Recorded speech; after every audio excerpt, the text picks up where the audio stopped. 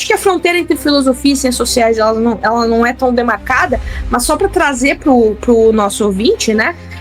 Que essa era a expectativa do cientista social. Então, basicamente, o que eu estou fazendo aqui quando vocês me chamam para uma palestra? O que se espera de um sociólogo ou de um cientista político? Que ele possa trazer conhecimento sistemático sobre a sociedade ou sobre a política que está inerente na sociedade, que é inerente à sociedade, mas não como alguém que tenha simplesmente uma opinião arbitrária sobre a política ou sobre a sociedade. Geralmente as pessoas que estão vivendo na política e elas se identificam com alguma ideologia ou se identificam no campo de esquerda ou de direita, elas têm impressões sobre a esquerda e a direita.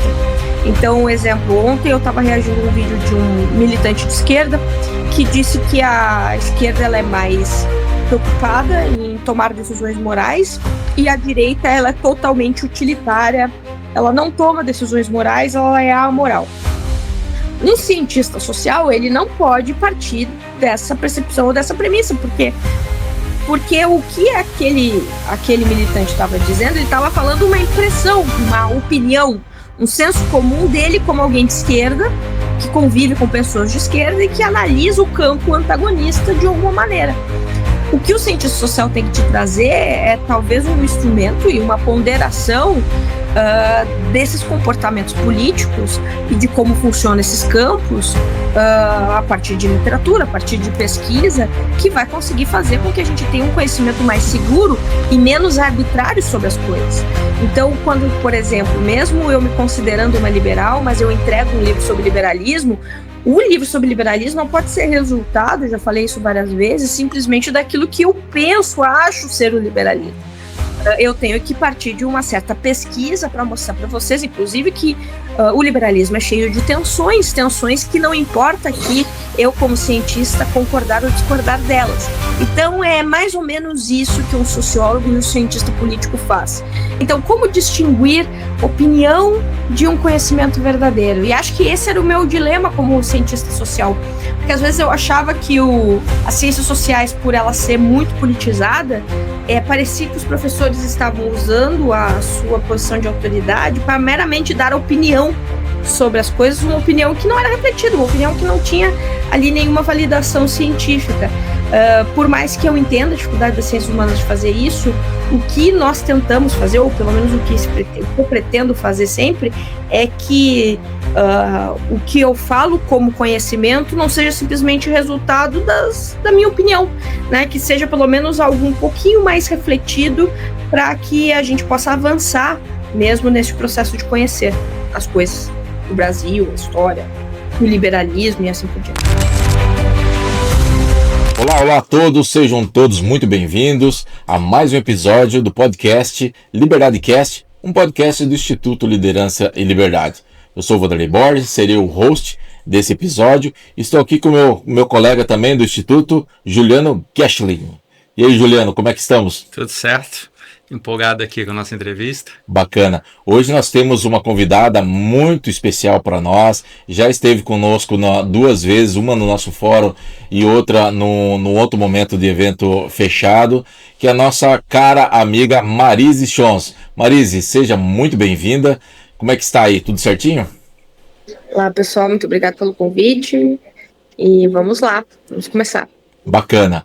Bom, hoje nós vamos conversar, né, Juliano, sobre um tema que para nós é muito valoroso, que é sobre aspectos do liberalismo. Mas para você que está nos assistindo, antes de a gente continuar, eu peço que você siga as nossas redes sociais. Estamos aí no Instagram, no LinkedIn e no YouTube. E venha fazer parte do Instituto Liderança e Liberdade. Nós temos 2 momentos durante o ano, que é em abril e setembro. São os momentos de eventos abertos. Em abril e setembro nós temos o nosso fórum.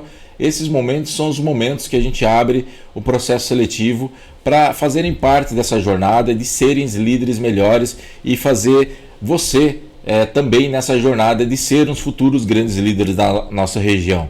Então, deixo aqui o convite para fazer parte da nossa jornada do Instituto e fazer a diferença, começando por você, na sua atitude, na sua autorresponsabilidade, que é uma base dos temas que nós vamos conversar hoje, né? Marise, a sua formação na área de sociologia, Como que a gente consegue correlacionar, né? Para quem ainda está nos vendo aí, a Marise é autora desses 2 livros fantásticos aqui, que é o mínimo do Marx, e o mínimo sobre Marx e o mínimo sobre o liberalismo. Como que nós podemos relacionar o aspecto da sociologia no âmbito da ciência política, fazendo essa correlação do conteúdo que você colocou nesses livros? Perfeito, então vamos lá. A sociologia como disciplina, ela surge especialmente no século XIX. O século XIX ele é essencial tanto para a história do liberalismo, quanto para a história das ciências sociais como um todo. Porque o século XIX, as consequências de transformações que vinham acontecendo, que envolve principalmente a formação do capitalismo, a revolução industrial, a formação das grandes cidades, a consolidação do modelo de Estado moderno, baseado na autodeterminação, nas fronteiras permanentes, já estava relativamente, né, já compunha, já era o modelo institucional do mundo todo.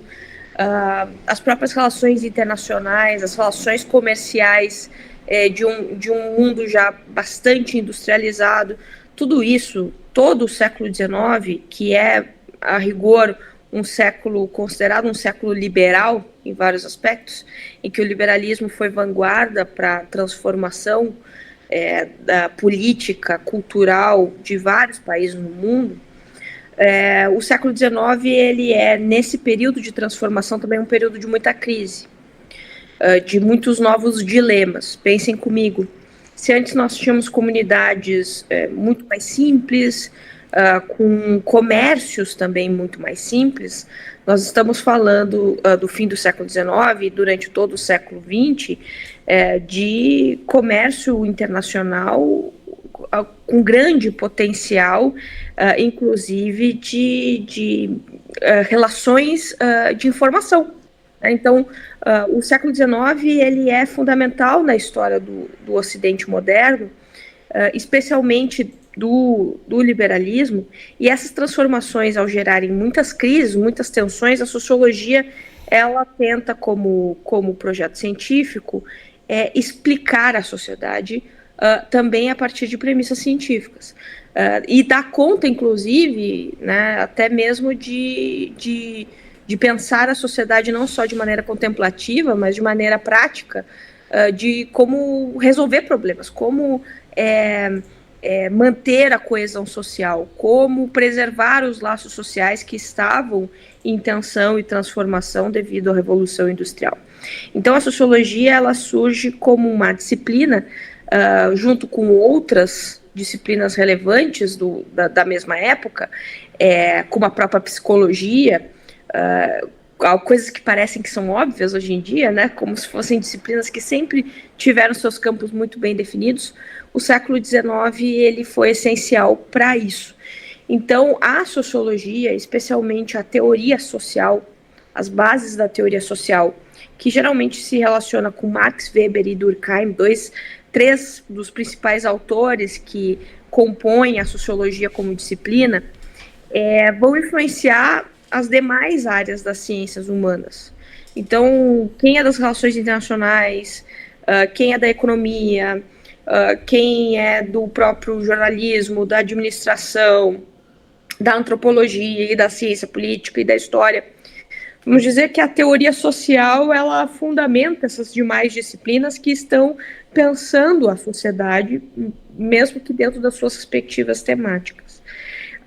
Então, a sociologia, ela é uma disciplina que, apesar de recente, ela reflete muito os dilemas de uma sociedade moderna, de uma sociedade capitalista, de uma sociedade que está em plena conexão de informação pelo mundo, que se transforma muito rapidamente, que existe também dentro das relações internacionais a possibilidade de países entrarem em conflito, e conflito agora, nesse contexto, um conflito de potencial também industrial, de destruição.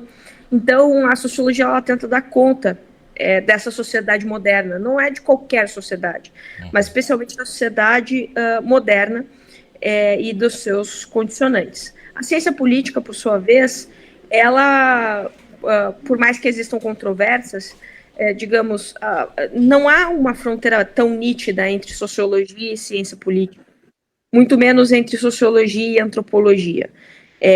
As ciências sociais, né, o curso de ciências sociais, ele é contemplado por essas três grandes áreas, né, antropologia, sociologia e ciência política. A antropologia, por sua vez, geralmente se relaciona com o estudo das sociedades mais tradicionais, por isso sociedades indígenas, né, por mais que isso não seja algo restrito. A sociologia, como eu falei, dessa sociedade moderna, dessa sociedade principalmente urbana, por mais que também não exista aqui uma exclusividade, e a ciência política geralmente se relaciona com o estudo das instituições, ou até mesmo o estudo do poder. Há pelo menos duas grandes vertentes da ciência política. A ciência política que analisa o poder, pensando em termos já realistas de produção de conhecimento, ou seja, não exatamente uma ciência que contempla o que a política deveria ser, mas uma ciência que tenta empiricamente descrever como a política e, no caso, também dentro da ciência política, nós temos aquela perspectiva que busca o estudo das instituições políticas. Veja que, por mais que tentamos colocar algumas fronteiras entre essas disciplinas, na verdade eu não vejo como um cientista social se formar sem levar em consideração pelo menos essas três áreas, a antropologia, a sociologia e a ciência política. Então, quando estamos falando de sociologia e ciência política, por mais que possam existir aí, pelo menos no campo acadêmico, uma tentativa de estabelecer fronteiras, nós estamos falando mais ou menos do mesmo objeto, que é a sociedade moderna e as suas implicações num contexto capitalista, globalizado, já baseado no modo de produção industrial, já numa sociedade com grande potencial de comunicação, e é isso que essas disciplinas, tanto a sociologia quanto a ciência política, tentam dar conta. Seria uma maneira simples assim para os nossos ouvintes ou telespectadores entender, seria as duas faces da mesma moeda. Nós estaríamos olhando duas óticas diferentes, mas do mesmo núcleo, né? Do mesmo conjunto, né? Eu diria que elas são tradições de pesquisa no mesmo campo, que é o campo das ciências humanas, especialmente das ciências sociais. Então, pensar o dilema da sociedade cientificamente, que a princípio, né? A princípio reivindica ser diferente do que a filosofia política faz, né? Há controvérsias nesse sentido, mas a princípio as ciências sociais ela está se dispondo ao seguinte objetivo: produzir conhecimento científico sobre um objeto que não é o mesmo objeto do químico, do físico, do biólogo, é um objeto que tem a mesma natureza do observador. Então veja, olha que complexo. Como é que eu vou estudar a política tentando superar e neutralizar os meus vieses políticos? Como é que eu vou estudar a sociedade se eu sou um agente da sociedade? Então as ciências sociais ela tenta produzir conhecimento científico seguro sobre a sociedade, só que ela tem um dilema que a gente chama de um dilema epistemológico, um dilema metodológico, um dilema de como fazer. Como fazer isso e garantir que tenha objetividade no que eu estou dizendo e não seja simplesmente impressões. Como fazer, por exemplo, sugerir que esses livros que eu escrevi não são meramente opiniões arbitrárias sobre o que eu penso sobre Marx ou sobre liberalismo, mas fazem parte de um esforço sistemático em produzir conhecimento seguro e, por isso, conhecimento científico de como as coisas são. Então, esse é o dilema do cientista social como um todo, esse é um dilema de todas as ciências humanas, e, no caso, a sociologia e a ciência política estão tentando fazer isso, pensar a sociedade em termos realistas, né? Pensar a sociedade em termos científicos, por mais difícil que isso seja, para que a gente possa entender como essa sociedade funciona e também ter um espaço de reflexão de o que pode ser feito para a melhoria dessa sociedade. Por mais que eu não tenha essa linha de engenharia social, as ciências sociais e a ciência política, ela nasceu com essa pretensão. Então, por exemplo, imagine uma sociedade urbana na Inglaterra do século XIX, onde há novos problemas de criminalidade, novos problemas de segurança sanitária, há novos problemas de cunho psicológico. Exemplo, um dos temas mais clássicos da sociologia é o suicídio, né? Por que as pessoas estavam se suicidando, quais eram as razões de uma certa epidemia de suicídio nos ambientes urbanos. O sociólogo e o cientista político estão olhando para essas questões e estão tentando produzir instrumentos de análise para a compreensão disso, para além da contemplação filosófica. Está tentando fazer isso a partir de uma produção sistemática de conhecimento científico, com todas as limitações disso. Então, como distinguir opinião de um conhecimento verdadeiro? E acho que esse era o meu dilema como cientista social, porque às vezes eu achava que as ciências sociais, por ela ser muito politizada, parecia que os professores estavam usando a sua posição de autoridade para meramente dar opinião sobre as coisas, uma opinião que não era refletida, uma opinião que não tinha ali nenhuma validação científica. Por mais que eu entenda a dificuldade das ciências humanas de fazer isso, o que nós tentamos fazer, ou pelo menos o que eu pretendo fazer sempre, é que o que eu falo como conhecimento não seja simplesmente resultado da minha opinião, né? Que seja pelo menos algo um pouquinho mais refletido para que a gente possa avançar mesmo nesse processo de conhecer as coisas. O Brasil, a história, o liberalismo e assim por diante.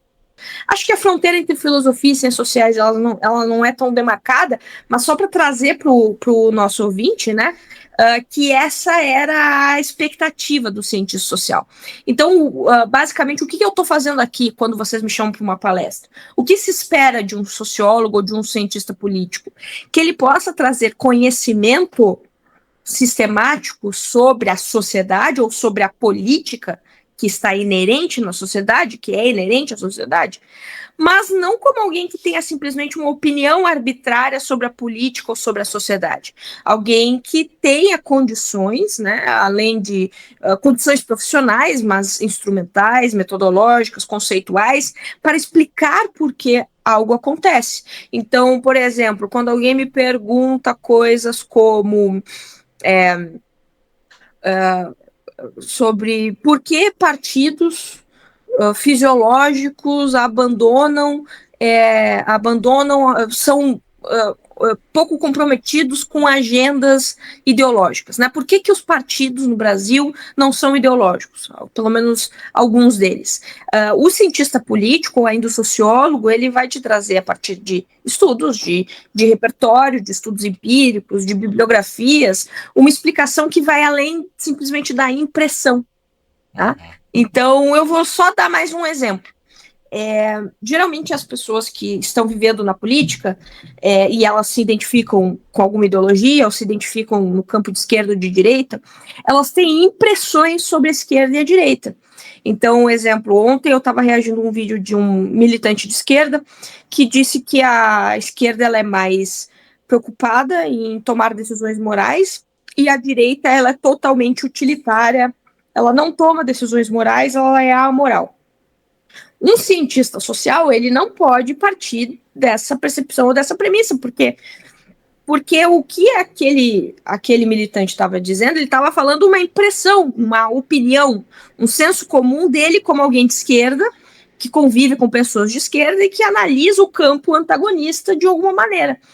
O que o cientista social tem que te trazer é talvez um instrumento e uma ponderação desses comportamentos políticos e de como funcionam esses campos a partir de literatura, a partir de pesquisa, que vai conseguir fazer com que a gente tenha um conhecimento mais seguro e menos arbitrário sobre as coisas. Então, quando, por exemplo, mesmo eu me considerando uma liberal, mas eu entrego um livro sobre liberalismo, o livro sobre liberalismo não pode ser resultado, já falei isso várias vezes, simplesmente daquilo que eu penso, acho ser o liberalismo. Eu tenho que partir de uma certa pesquisa para mostrar para vocês, inclusive, que O liberalismo é cheio de tensões que não importa que eu, como cientista, concordar ou discordar delas. Então, é mais ou menos isso que um sociólogo e um cientista político faz.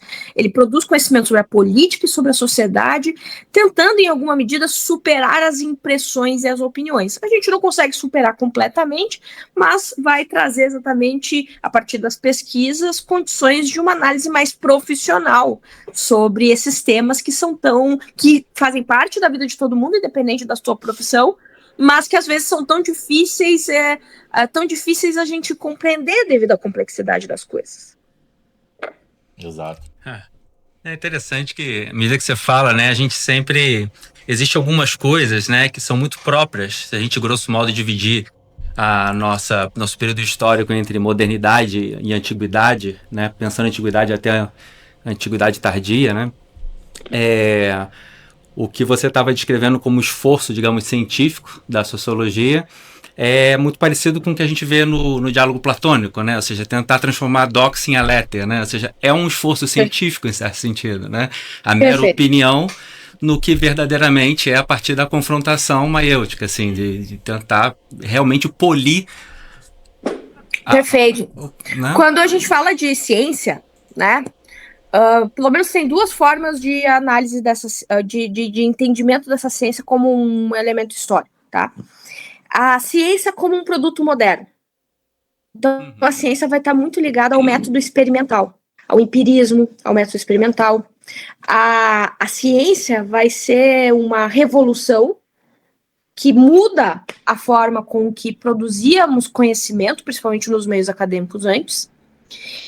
E essa ciência, ela está em paralelo com outros processos que são extremamente sociais e políticos, e principalmente econômicos, como a Revolução Industrial, como eu falei, e como o capitalismo, inclusive. Então, a ciência, nesse sentido, ela seria um produto moderno, muito ligado a um resultado que eu quero que vocês, como liberais, reflitam, porque às vezes parece que esse mundo, cheio de tecnologia, ele é um mundo que simplesmente existiu, ou ele existe há muito tempo, mas, na verdade, faz muito pouco tempo. Exato. E, como eu falei, o século XIX, ele mostra muito bem o boom demográfico do mundo está muito ligado à Revolução Industrial, com a capacidade técnica de ter um boom de produção, principalmente de alimentos. Opa, caiu meu celular. Principalmente de alimentos e distribuição desses alimentos. Então, esse tipo de pensar a história da ciência pode ir para esse caminho. O mundo moderno, ele mudou algumas coisas. Houve uma mudança que é uma mudança não só de mentalidade, mas uma mudança material de produção. O capitalismo permitiu isso. E está intrínseco o capitalismo com a Revolução Industrial e a Revolução Científica. Ótimo, beleza. Porém, eu posso olhar para a história da ciência como uma história de longa duração, em que essa antiguidade, ela não é um mundo pré-científico, né, como um mundo pré-moderno, um mundo pré-científico. Esse elemento estritamente moderno. Mas eu nem considero que isso é algo acertado. Porque se a gente olhar para a antiguidade clássica, a gente já vê uma espécie de tradição sobre o problema do conhecimento que desde Platão, desde Aristóteles, a busca por um projeto científico já estava lá. Há, portanto, como a gente olhar para a antiguidade e distingui-la do que aconteceu na modernidade, que é o método experimental, que é as consequências que ocorrem devido a alguns pontos fundamentais da história da ciência, como, por exemplo, a mudança do modelo geocêntrico para o modelo helocêntrico, a mudança do método experimental empirista para... Só um pouquinho.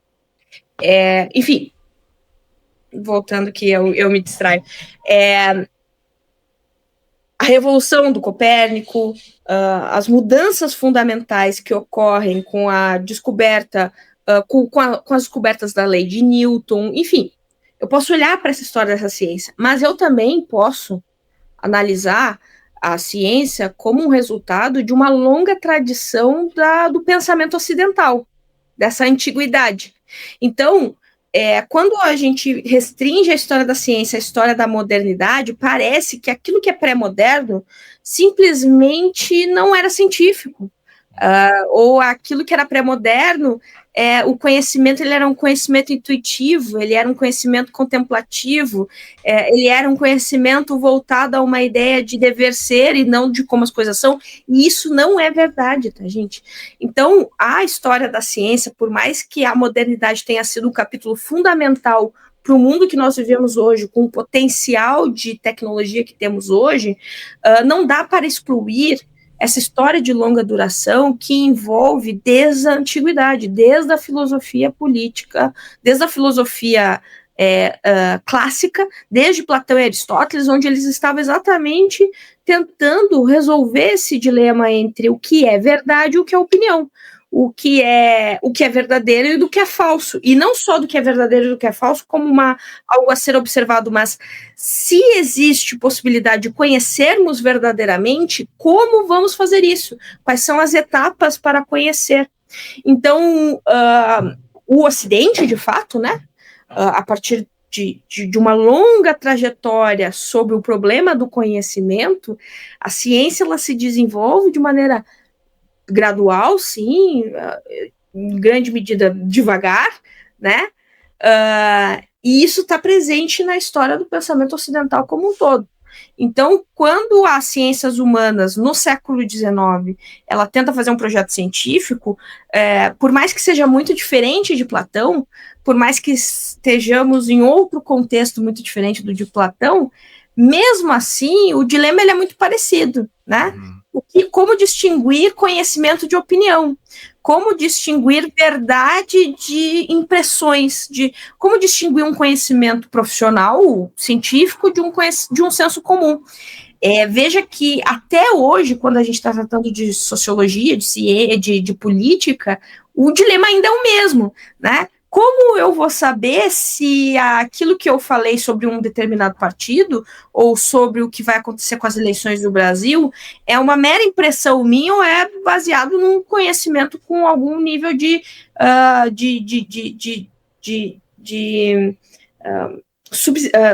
substância, digamos assim, né? De substância de um conhecimento refletido e não simplesmente uma opinião arbitrária. E aí se existem cientistas sociais que estão nos ouvindo aqui, um dos dilemas dos cientistas sociais é esse, né? A gente sempre acha que a gente, ao mesmo tempo que é profissional, né? Só um pouquinho. Ô, mãe, depois... Tu quer que eu vá pro quarto? Não.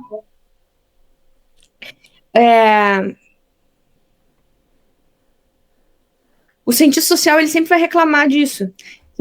Parece que tu não pode tirar... O cidadão, ele se liga com a política. O cidadão, ele se relaciona com a política. Então, a opinião do cidadão, por mais que não seja uma opinião profissional, ela é uma opinião válida, né? Eu acho interessante muito exatamente isso. A gente vê, apesar das épocas e das suas particularidades, o que permanece na natureza humana, né? Eu estava vendo outro dia um podcast dos herdeiros, né?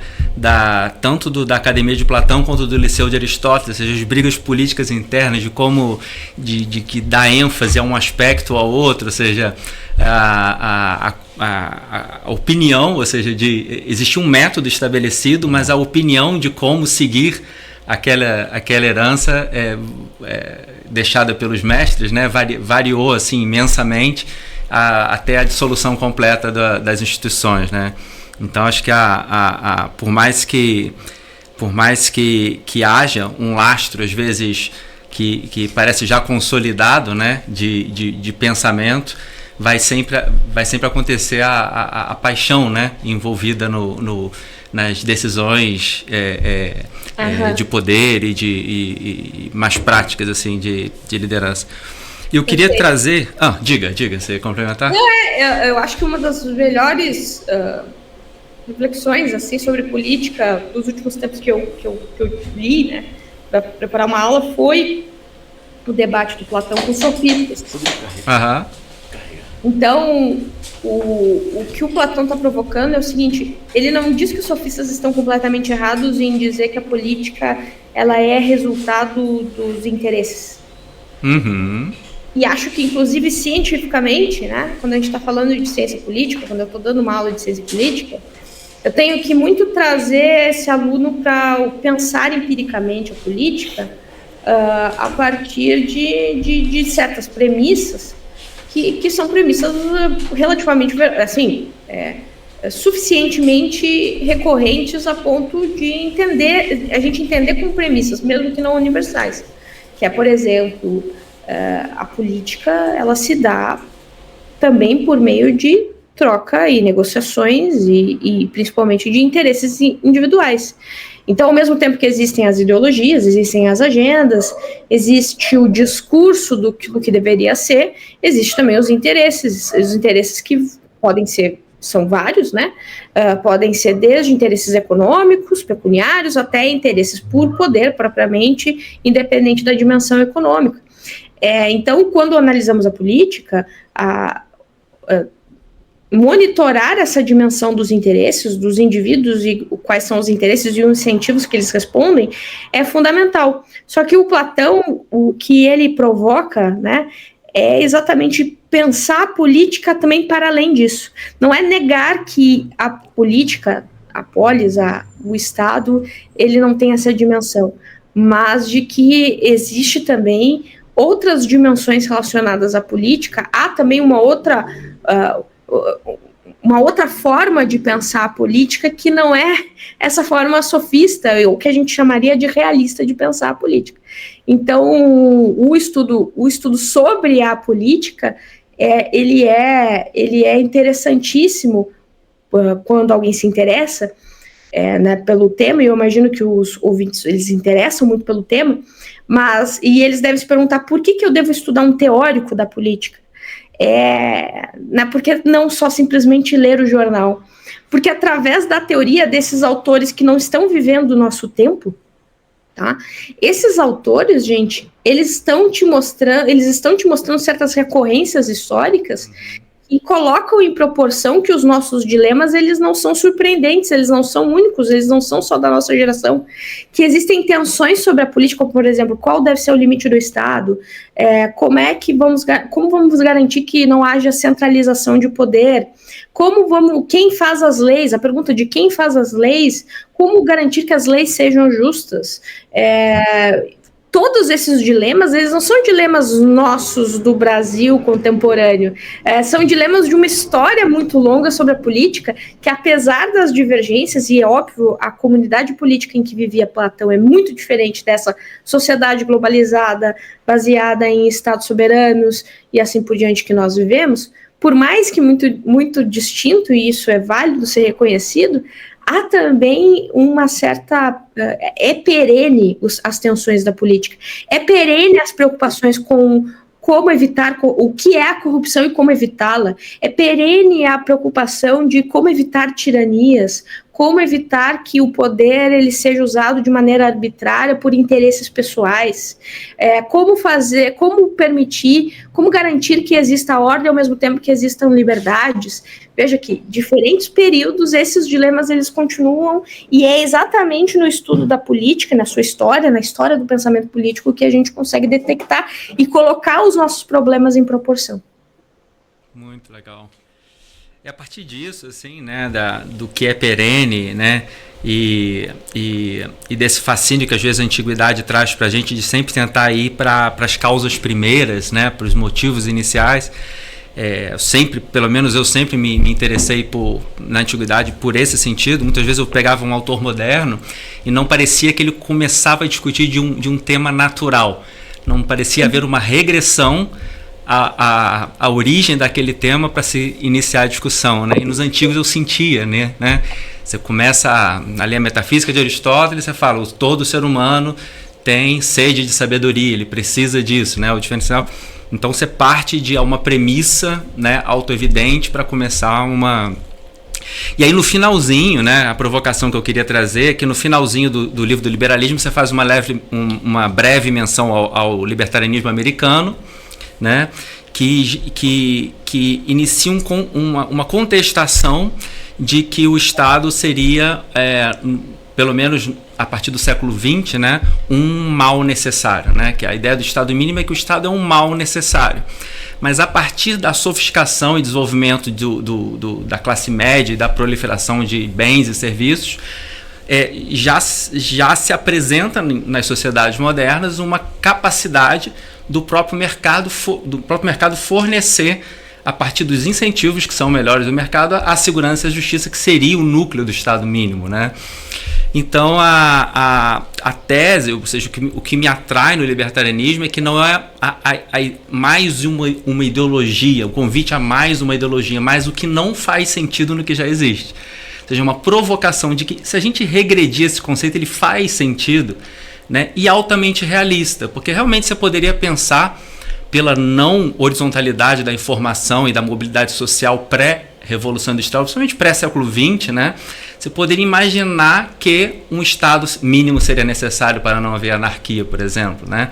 Mas a partir do momento em que a informação está horizontalizada, a mobilidade social, né, o poder emana do povo, o lema do libertarianismo, né, da teoria liberal e moderna, se tornar virtualmente praticável a partir da já existência, né? A gente tem já, ao longo do século XX, a existência de tribunais arbitrários privados e de segurança privada, né?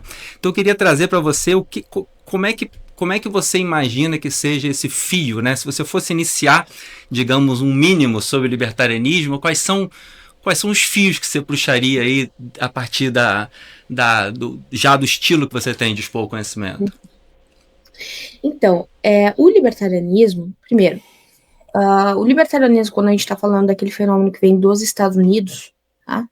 De uma certa revisão de alguns elementos liberais, porém, dentro de um contexto muito específico de disputa entre democratas e republicanos, e um questionamento, principalmente quanto à legitimidade do Estado, o libertarianismo, apesar de ter, sim, relações com o liberalismo clássico, o libertarianismo tem uma pitada bem generosa de uma outra tradição ideológica, uma outra tradição de filosofia política, que é o anarquismo. Tá? E qual é a principal diferença entre liberais e anarquistas, que acaba se refletindo na principal diferença entre liberais e libertários?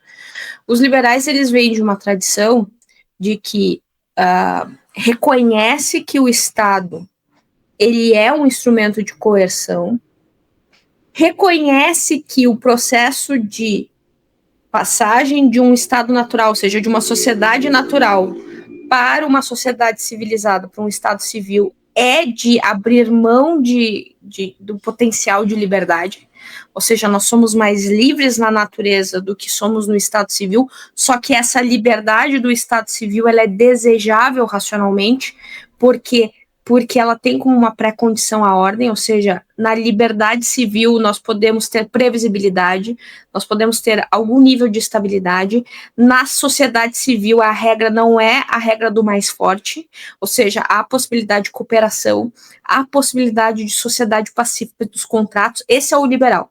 O liberal reconhece que o Estado ele é um instrumento de coerção. Porém, ele entende o Estado, como você mesmo disse, como um mal necessário. Necessário para que se tenha essa liberdade civil, essa liberdade de previsão, essa liberdade com algum nível de estabilidade, essa harmonia, digamos assim, entre a ordem e a preservação individual. A propriedade privada, ela vem exatamente como um instrumento para arbitrar em relação a esse problema. Então, quando Montesquieu, Adam Smith, todos eles estão falando de uma sociedade pacífica de contratos, eles estão estabelecendo o quê? Existe um Estado com monopólio legítimo da força que vai garantir, através desse monopólio, basicamente através de exércitos permanentes, de força de polícia, a propriedade privada, a garantia dos contratos serem cumpridos. Então, esse Estado minimalista, esse Estado mínimo, no caso, sugerido pelo liberalismo clássico, é bastante diferente do paradigma do Estado social que nós temos hoje, que é um Estado que tem outras responsabilidades, mas o que está no centro do pensamento político liberal é o seguinte: o Estado, ele, apesar de ser um Estado, ele precisar da violência, nós vamos garantir que essa autoridade política seja legítima graças à legalidade, graças à lei, graças ao império da lei. Ou seja, por mais que o Estado use a violência, tá? Essa violência não vai acontecer de maneira arbitrária, ela vai ter regras. Ela vai ter regras, inclusive regras racionais. Veja que o processo de formação do Estado, esse Estado, mesmo que minimalista, é um processo de despersonalização. Exemplo, existe um presidente, mas o presidente não é dono do Estado. E o Estado não pode refletir simplesmente os interesses particulares desse presidente, ou desse rei, ou seja, de quem for. O que acontece com os liberais é que eles sugerem que existe todo um ritual que é muito ligado à formação da democracia representativa, para que a autoridade política, ao exercer esse poder de coerção, exerça de maneira legítima, controlada e limitada a divisão dos seus poderes, o constitucionalismo, o devido processo legal, a propriedade privada, os direitos civis, os direitos políticos, a eleição permanente, né, a eleição vindo como um ritual permanente numa sociedade de 4 em 4 anos, a ideia de representação. Todas essas instituições liberais, o que elas estão tentando cumprir em termos ideológicos? O Estado é um mal necessário, ele precisa de potencial de violência, mas essa violência não pode ser arbitrária, ela precisa ser racional, controlada, administrada e, inclusive, ela precisa ter meios de se autolimitar. Todas essas instituições que eu citei, todos esses instrumentos jurídicos que eu citei, eles vêm como uma forma bastante complexa de organização da sociedade para que, finalmente, a autoridade política seja legítima, e ela só é legítima porque ela é controlada pela lei, porque ela é arbitrada pela lei. Então, os liberais, eles dão ao mundo uma forma bastante complexa de organização no território, de organização da comunidade, de organização política, que está ligado a todos esses fenômenos que eu citei. Os libertários, o que eles olham para essa perspectiva liberal clássica e pensam o seguinte: não existe nenhum ritual, não existe nenhuma instituição, não existe nenhum instrumento que vai fazer um Estado ser legítimo, porque o Estado, ele sempre está baseado numa premissa de conquista. O Estado, ele sempre vai necessitar da coerção, por isso o Estado nunca vai ser uma forma de organização social voluntária. Tá? Então, os libertários, com esse DNA anarquista, eles vêm com uma crítica bastante radical ao Estado, não só pelas suas consequências, mas pelas suas fundamentações filosóficas mais profundas. Vem de uma análise de liberdade que não é uma liberdade derivada de uma ordem civil, é uma liberdade que existe desde já, e que o Estado, ele não passa a ser mais um instrumento que torna possível uma liberdade civil. O Estado passa a ser esse instrumento que está concorrendo com a liberdade, que está, inclusive, inviabilizando uma liberdade verdadeira. Então, o que eu diria que, como principal premissa dos libertários, é que os libertários americanos, eles têm vários dos elementos da filosofia política liberal, a ideia da liberdade individual, eles absorvem parte da discussão sobre propriedade, mas a propriedade não mais só como instrumento jurídico, a propriedade muito e vinculada ao Estado, a propriedade como uma condição, inclusive, de direito natural, como uma condição metafísica, né, dos direitos naturais. Eles trazem alguns elementos que são também preocupações dos liberais, tanto liberais quanto os libertários se preocupam com a liberdade individual, porém, os libertários, eles não partem da mesma premissa dos liberais de que o Estado é um mal necessário e de que existem meios para fazer com que a coerção estatal seja administrada e racional. E seja, por isso, portanto, ao ser administrada e racional, seja legítima. No caso, há um ceticismo muito maior com o Estado. E aí, duas duas vertentes possíveis dentro dos próprios libertários, são aqueles que entendem que o processo de superação do Estado precisa ser gradual, e aqueles que entendem que esse processo de superação do Estado, porque o Estado não é uma forma legítima de organização da sociedade, precisa ser, no caso, brutal, né? Ruptura, precisa ser imediata. Tu falou do libertário ser realista, aqui há controvérsias, tá? Por quê? Eu acho que eu não tiro os libertários para ingênuos e bobinhos, muito pelo contrário. Eu acho que, inclusive, os libertários eles trazem uma provocação interessante aos liberais. E uma das provocações mais interessantes que os libertários têm aos liberais é a seguinte: pensem comigo. Se para os liberais clássicos, como Locke, como as teorias de contrato e tudo mais, o Estado civil cria um tipo de liberdade que é a liberdade liberal desejável, não há sociedade onde não há lei, diz o Locke, ou seja, o Estado civil que permite que sejamos livres, que a gente consiga produzir, enriquecer, inovar, trocar economicamente. A sociedade de mercado é uma sociedade que necessita de um Estado minimalista, tá? A sociedade de mercado é uma sociedade de Estado, mas de um Estado minimalista. Se os liberais eles partem dessa premissa, o que os libertários trazem de provocação é o seguinte: como é o Estado civil que funda a sociedade, se o Estado, para existir, depende que exista exércitos para a sustentação de fronteiras, e exércitos permanentes para existir, depende que exista tributos. E tributos para existir dependa que exista cooperação econômica. Ou seja, a sociedade já é cooperativa, ela não é de violência de todos contra todos antes de existir o Estado.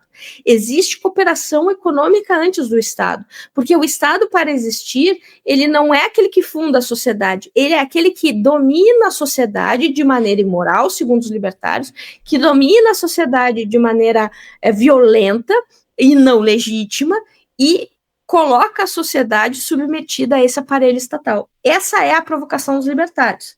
Claro, vamos voltar para os condicionantes da nossa época. O que eu geralmente gosto de, não é que é provocar, mas gosto de trazer para a discussão libertária, que é possível, que tem gente discutindo de maneira mais séria. Eu não estou aqui subestimando os meus... eu não sou libertária, mas eu não estou subestimando os libertários aqui. Mas que é uma discussão importante a ser dita, tá?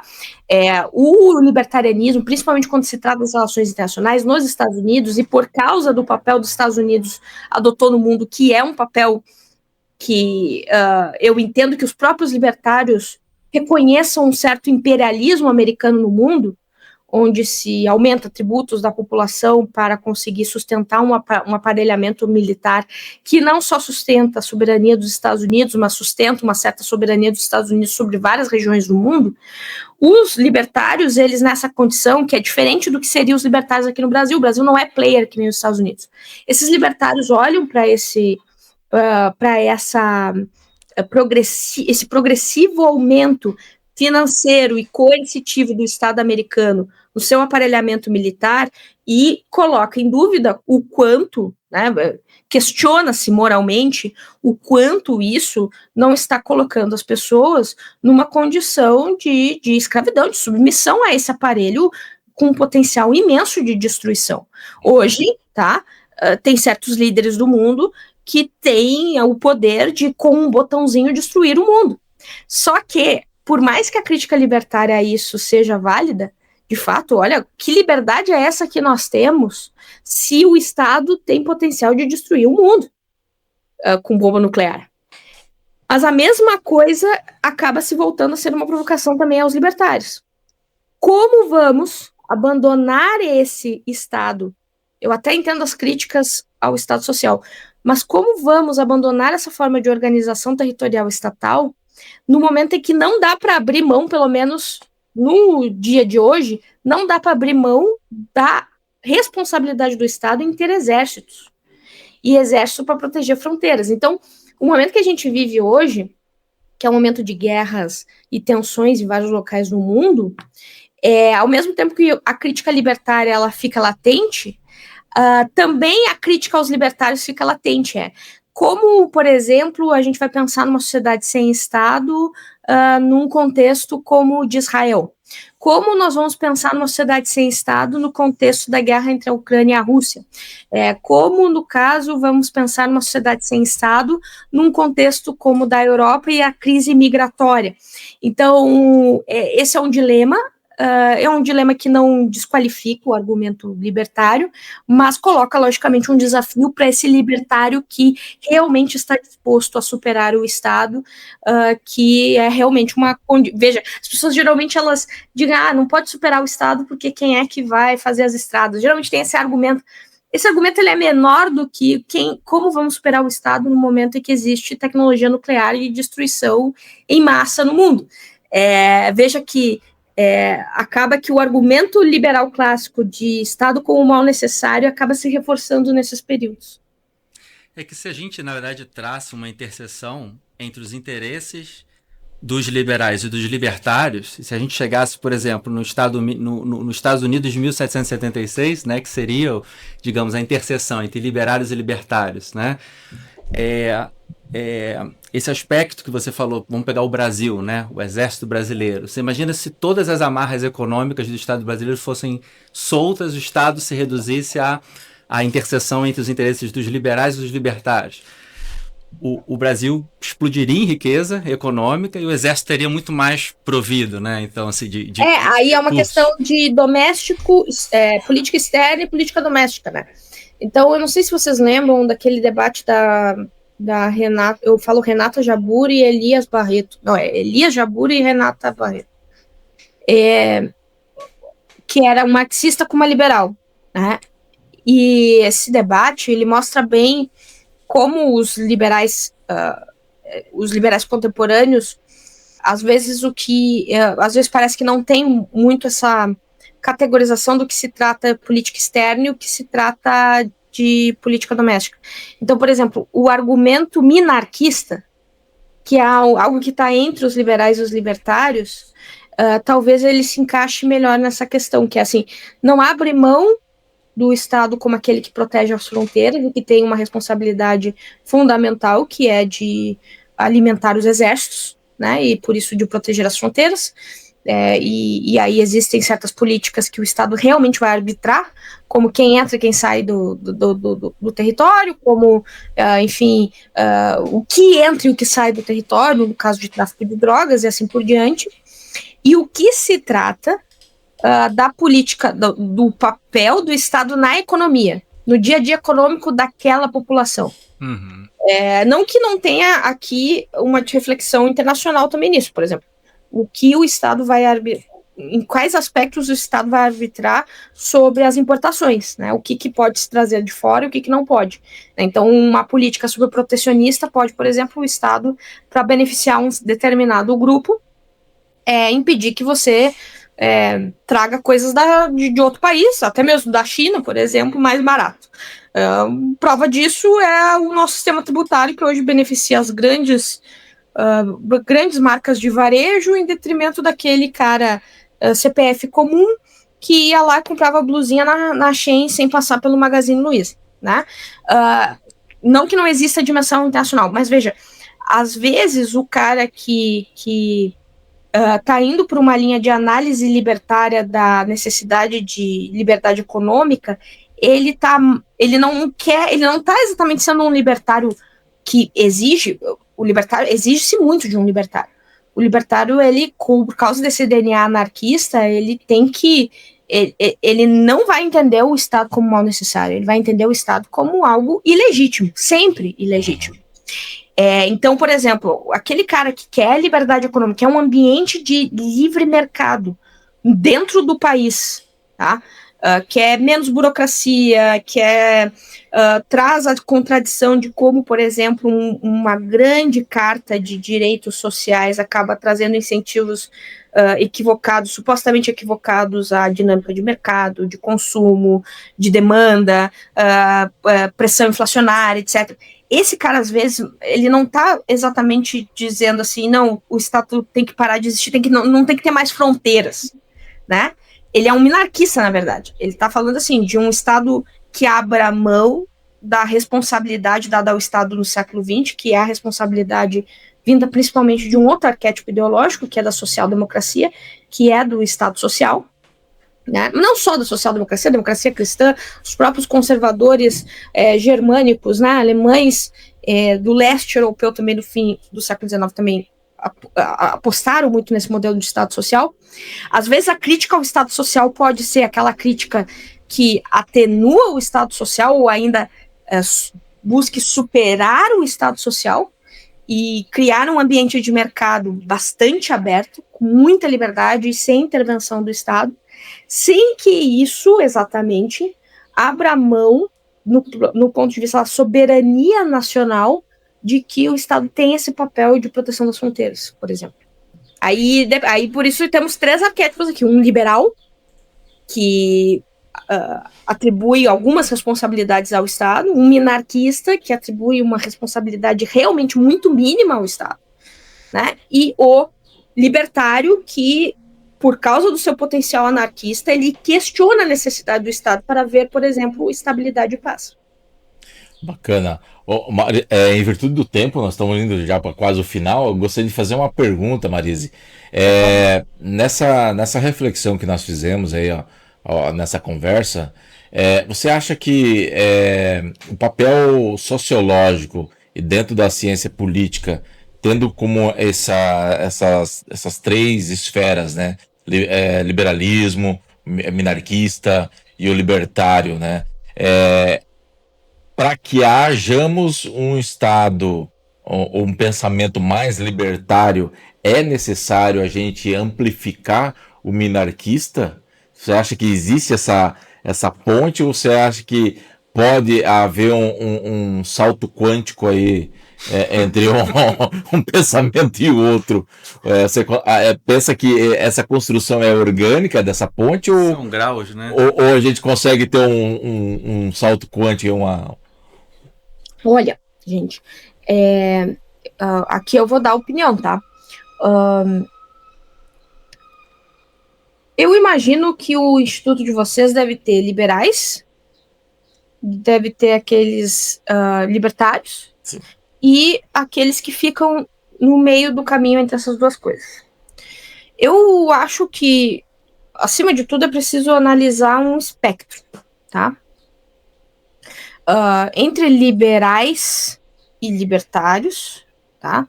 Existe um espectro em que vocês se autoavaliam sobre o que vocês entendem como responsabilidade do Estado. E, em termos relativos, a responsabilidade do Estado para um liberal, em comparação com o libertário, vai ser muito maior. Mas a responsabilidade do Estado de um socialista para um liberal, o liberal vai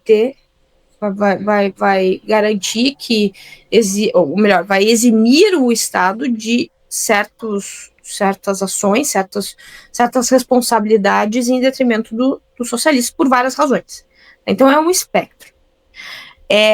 O que eu diria do liberal libertário brasileiro, tá?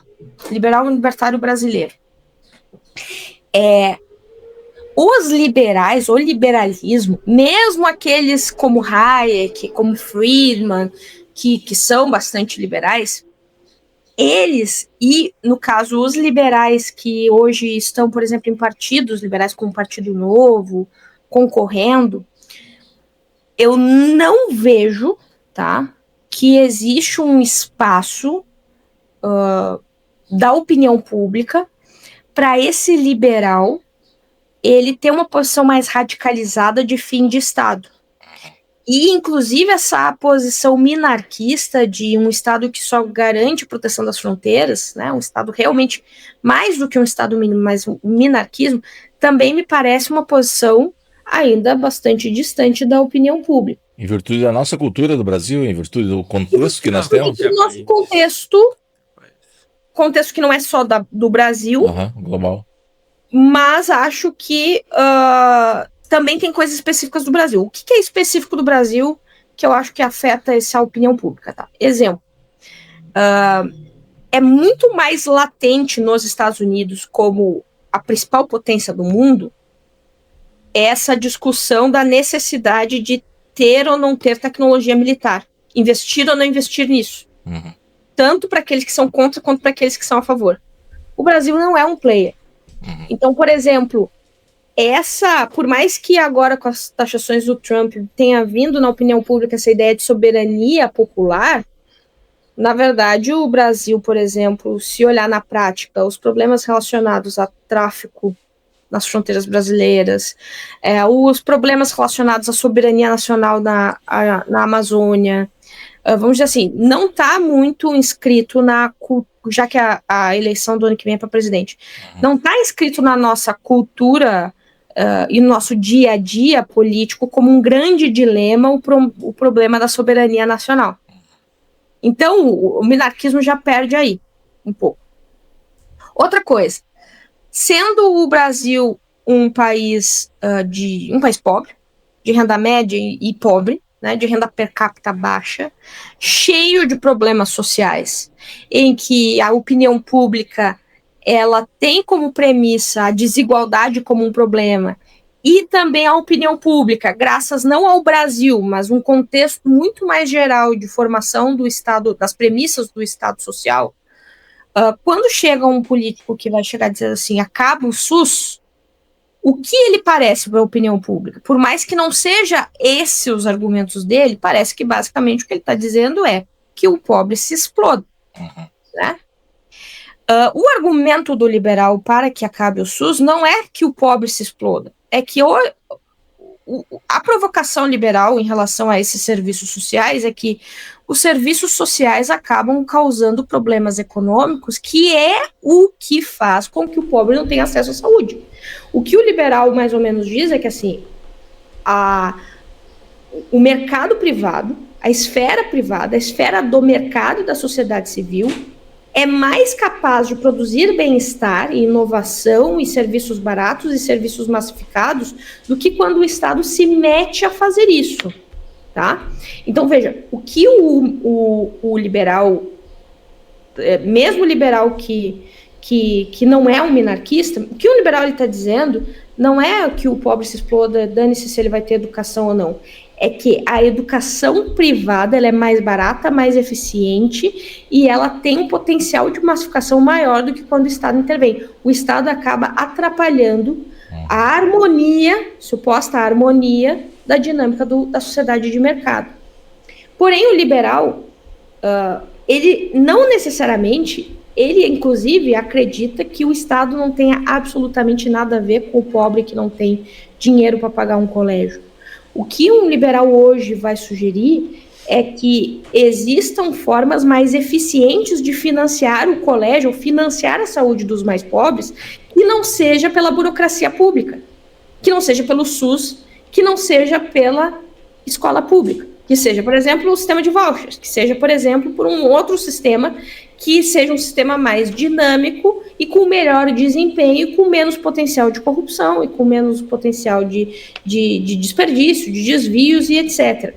Então, o liberal que chega no espaço público para falar com a opinião pública, eu acho que hoje, moralmente, né, nas percepções da opinião pública, dizer que saúde, educação e segurança não são obrigações de um Estado não é algo que tem espaço, e acho que não é nem mesmo o que os liberais acreditam. O que os liberais acreditam é que duas possibilidades. Uma, que principalmente saúde e educação tenham meios de política pública mais efetivos, eficientes e menos rígidos à burocracia estatal, para que de fato a saúde e a segurança chegue da melhor maneira aos mais pobres. Veja, os chamados neoliberais de Estado mínimo, eles não estão sugerindo que o Estado deixe de ser responsável por essas esferas, mas que o Estado passe a ser responsável por essas esferas de uma maneira diferente, de uma maneira mais supostamente eficiente. É isso que está sugerindo. Uma outra linha de liberal, né, pode sugerir, inclusive, o seguinte, que não só o Estado ele pode fazer por meio de instrumentos de política pública diferente, como O que acontece é que hoje os tributos eles estão sendo escoados para tanto desperdício que aquilo que o Estado deveria fazer, saúde, educação e segurança, não faz.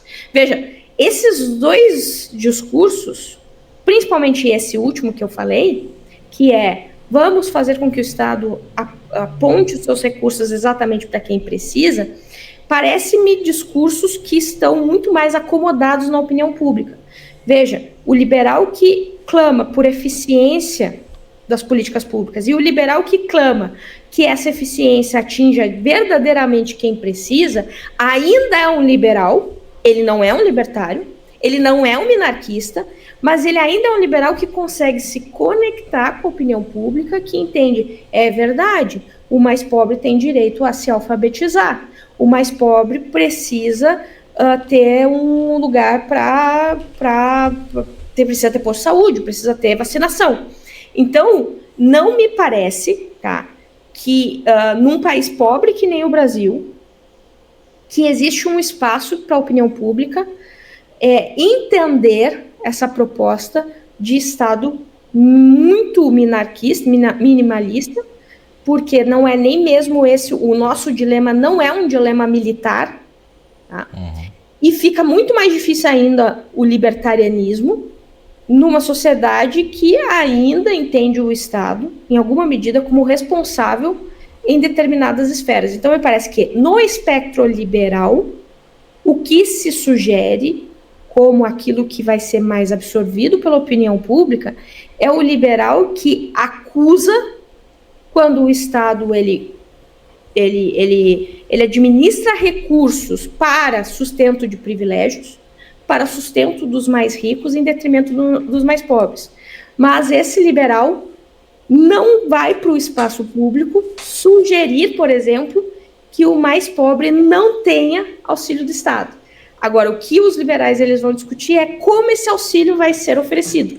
Se vai ser oferecido de maneira mais eficiente ou menos eficiente. Então, por mais que você faça a pergunta, será que devemos estimular mais o discurso minarquista? Isso eu não posso dizer porque também não é essa a minha preocupação, né? Eu acho que eu observo como os discursos eles acontecem e eu não estou exatamente influenciando, indicando como esses discursos eles podem surgir. Agora, o que eu diria é que se a preocupação é ganhar eleição, a opinião pública está muito mais voltada a um discurso anti-privilégio, anti-uso de recurso público para quem não precisa, tá? Exemplo, agora a pensão para autistas não vai depender de ter ou não ter problema financeiro em casa, né? Ter ou não ter condições. Ou seja, uma família rica ainda pode receber uma pensão.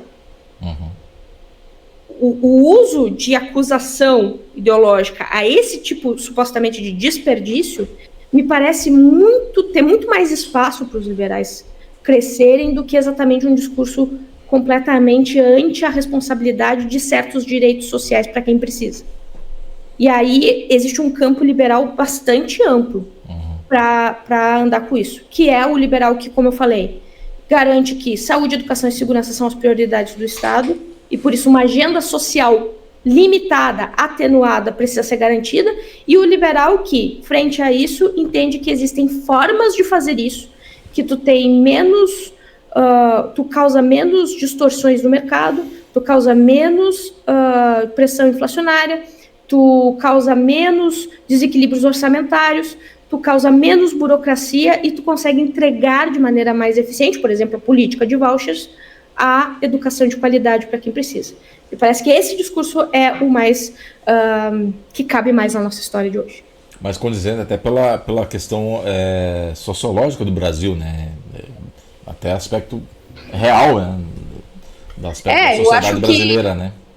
Eu acho que a história do Brasil é uma história de uma elite que coopera muito entre si, de elites que cooperam muito entre si e que realmente estão antagonistas com o povo. Aí isso pode soar para algumas pessoas, isso é esquerdista. Não, isso é bastante liberal.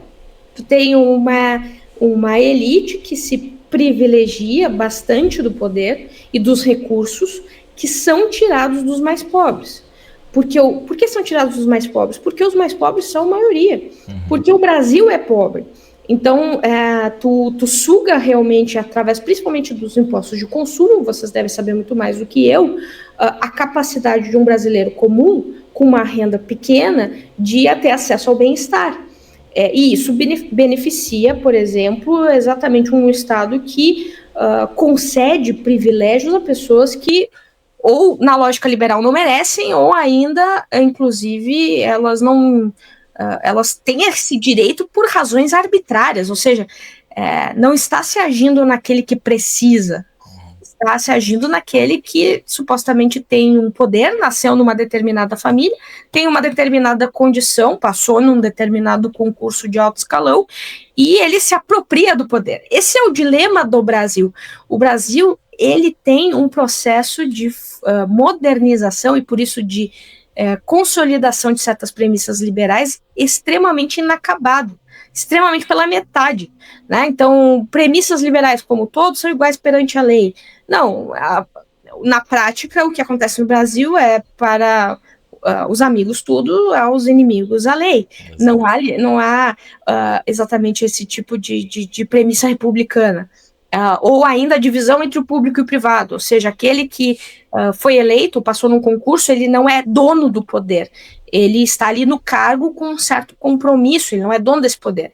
As pessoas que estão no poder brasileiro, isso é histórico do nosso patrimonialismo, geralmente se apropriam desse poder. Então, me parece que tem um espaço muito grande de discurso liberal que faz todo sentido na crítica brasileira e que é muito próprio, que não cabe em outros países como Estados Unidos, como Inglaterra, mas cabe muito bem no Brasil. O discurso liberal a favor da isonomia, da impessoalidade, do devido processo legal, né, de tudo isso, ou da igualdade de oportunidades, ou da sociedade pacífica de contratos, tudo isso cabe muito no Brasil e os liberais, eles podem explorar absolutamente. Tem um espaço, né? Tem um espaço.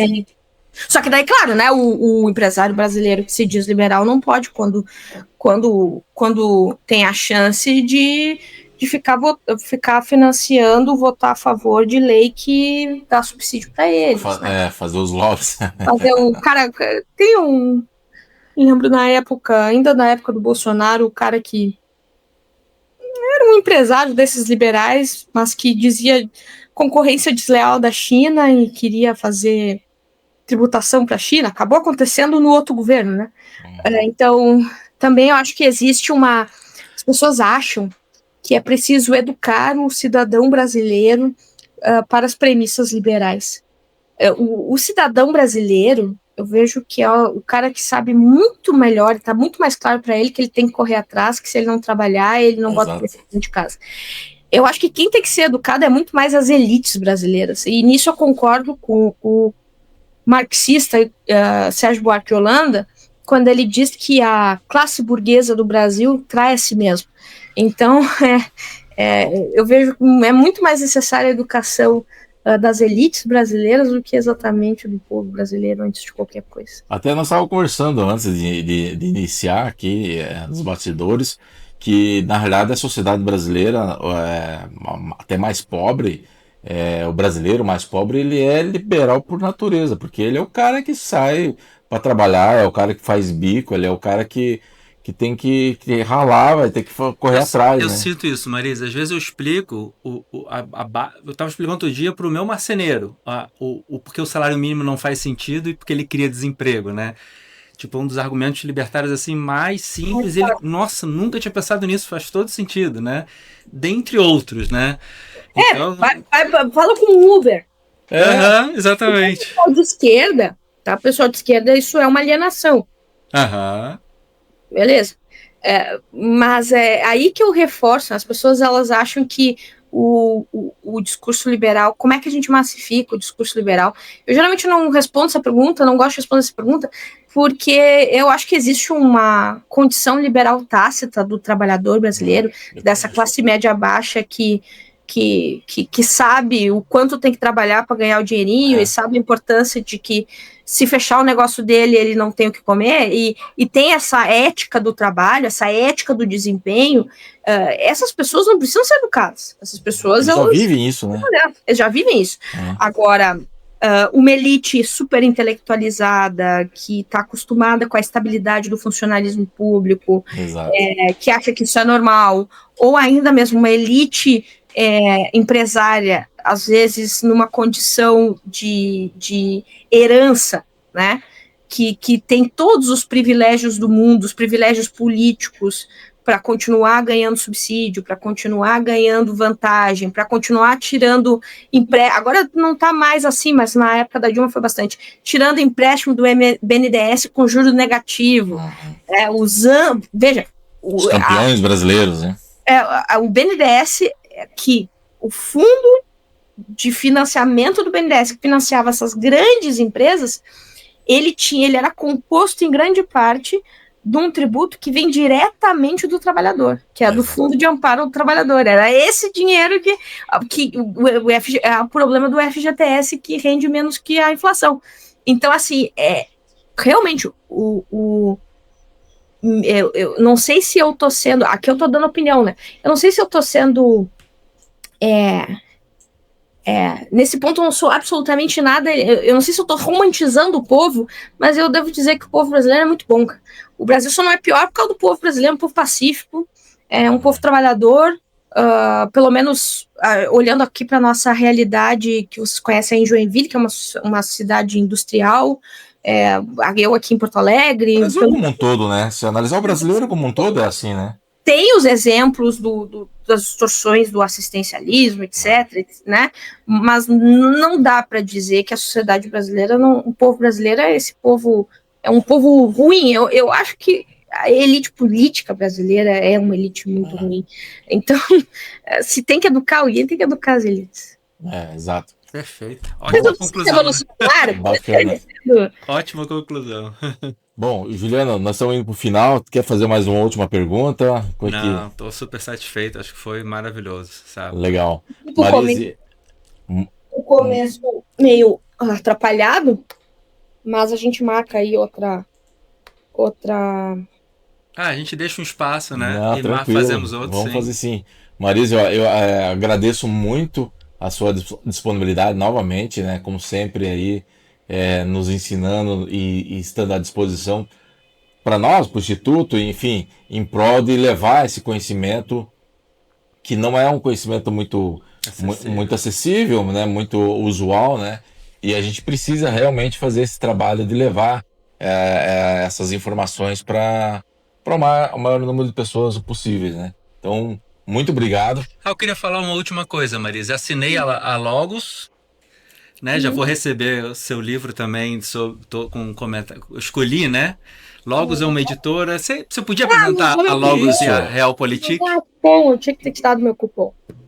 Não, recebi, já vou receber o Leviatã do Hobbes, com seus comentários, suas notas. Mas fala rapidamente sobre a Logos e a Realpolitik, que eu acho muito valioso, muito valioso. Então, gente, terça que vem vai ser lançado vai abrir turma para o seminário, que eu faço todo ano. A gente está discutindo sobre o Ocidente, mas as pessoas aqui de Joinville que tiverem interesse de estudarem comigo e que inclusive ter acesso aos materiais que já são gravados, que tem sobre marxismo, sobre liberalismo, sobre ideologia, sobre social-democracia, anarquismo, libertarianismo, tem muita coisa. Quem tiver interesse, peguem o nome, falem comigo, que para vocês eu faço uma condição especial de assinatura, onde vocês podem cancelar a qualquer momento, tá? A assinatura, vocês cancelem a qualquer momento, mas vocês têm acesso a todos os conteúdos que já foram gravados e os que serão gravados, enquanto tiver a assinatura. Então, pessoal, se vocês quiserem, quem quiser aqui de Joinville, quiser estudar comigo, entre em contato comigo, que eu já absorvo vocês no nosso seminário.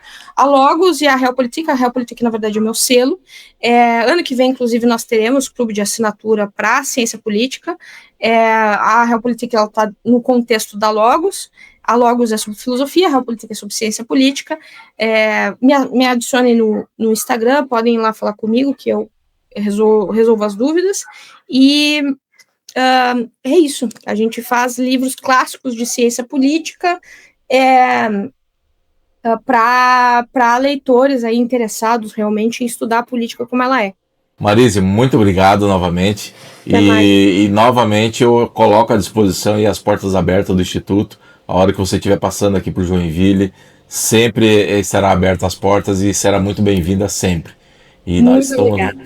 sempre contando com a sua ajuda e suas orientações também. Obrigada, pessoal. Se cuidem e até mais. Até mais. Beijão. Tchau, tchau.